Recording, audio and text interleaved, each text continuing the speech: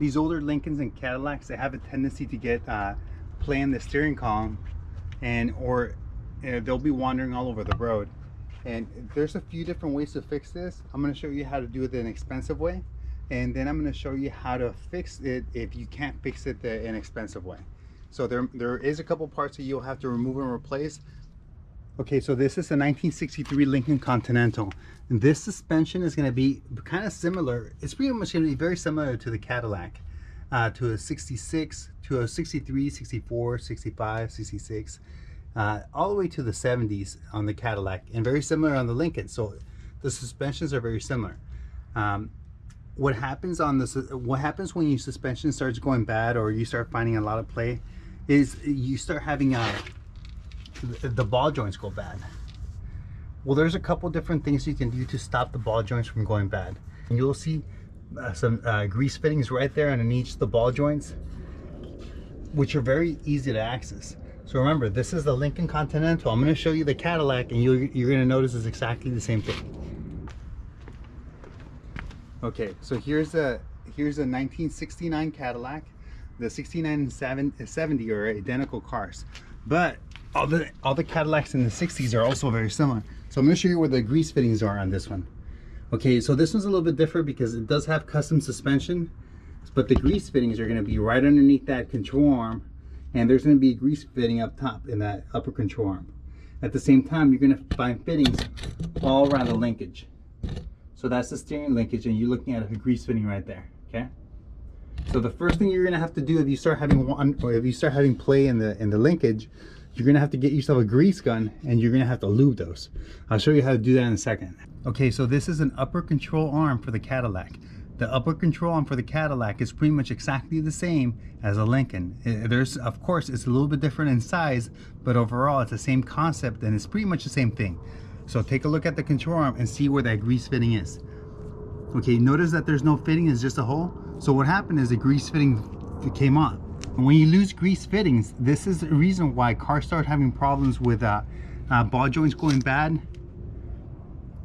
And that's actually a big issue that will give you a lot of clunking. You'll hear a lot of bumps, a lot of jumps, and you'll get a lot of wandering or a lot of problems with your steering and with your suspension. So if you see this in your car, before you jump into replacing the actual ball joint, what you can do is you can get yourself a pack of grease fittings, and it looks like this, and you find the correct grease fitting that fits there, and then now you have a way to grease them. And let's take a look. Let's see if we have one.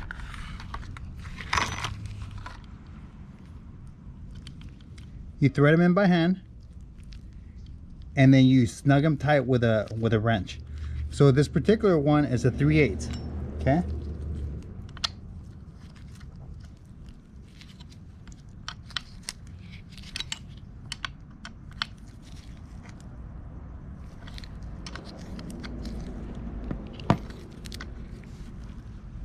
Get it nice and tight.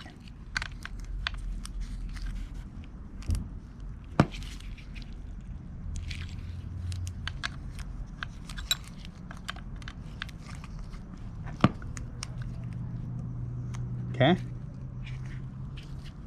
there you go. So once that grease fitting is installed, the next thing you're gonna have to do is you have to get yourself a grease gun and grease the ball joint. Get yourself the cheapest one you can find.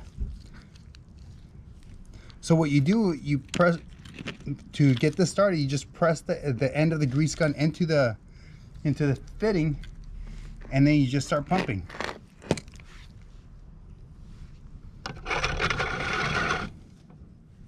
You just start pumping. And what you're gonna see is that lower part, or that cover around the ball joint, you're going to see it expand because you're going to fill it up with grease. Usually what I do, I wait to see just a little bit of grease come out, and that's when I'm done. Let's take a look. So you can see it, you can kind of see it blowing up a little bit.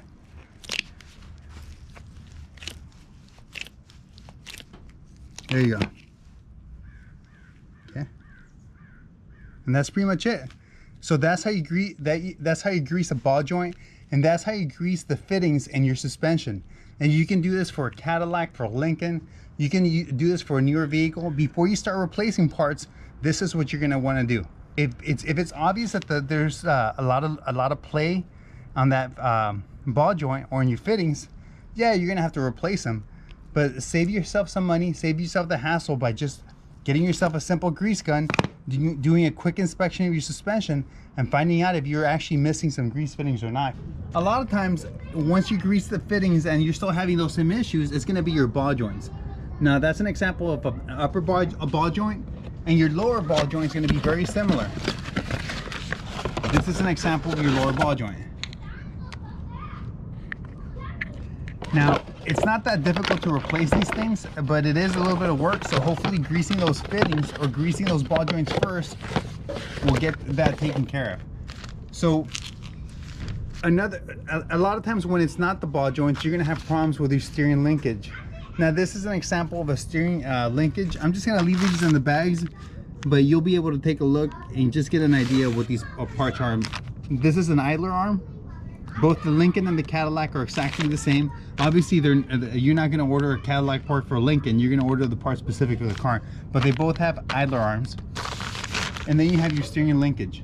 Now, the ball joints, you're going to have an upper and a lower ball joint. That's an upper ball joint right there.